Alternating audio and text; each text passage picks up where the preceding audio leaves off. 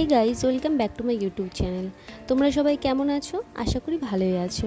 তো অনেক দিন কোনো ভিডিও দেওয়া হয়নি, তো মনে হলো যে তোমাদের সাথে কিছুটা শেয়ার করা যাক আমি কি করছি না করছি। তো তোমরা তো জানোই আমি লেজার ট্রিটমেন্ট করাই। কুকুরে কামড়ে দেওয়ার পর থেকে গালে দাগ হয়ে আছে।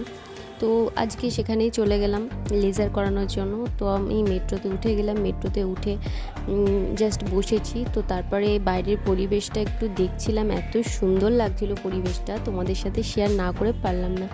আমি লাস্ট ভিডিও যখন করেছিলাম আগের বার, সেদিনও কিন্তু খুব সুন্দর পরিবেশ ছিল, বাইরে প্রকৃতিটা এত সুন্দর ছিল, বৃষ্টি আমার ভীষণ ভালো লাগে। তো আজকেও সেরকম মেঘলা ওয়েদার ছিল, আর এত গরমের মধ্যে মেঘলা ওয়েদারে বাইরে বেরোতে তো আমার খুশি। ভিডিও করতে করতে আমার কাজের জায়গায় আমি চলে আসলাম, তো লেজার করানোর জন্য আসলাম। তো ওখানে এসেও আমি একটু সারপ্রাইজ হলাম, কারণ আমার ঘরের ভিতরে যে জগন্নাথটা আছে না, সেম ওই রকম হাইটের একটা জগন্নাথ আছে ওখানে রিসেপশনে ছিল।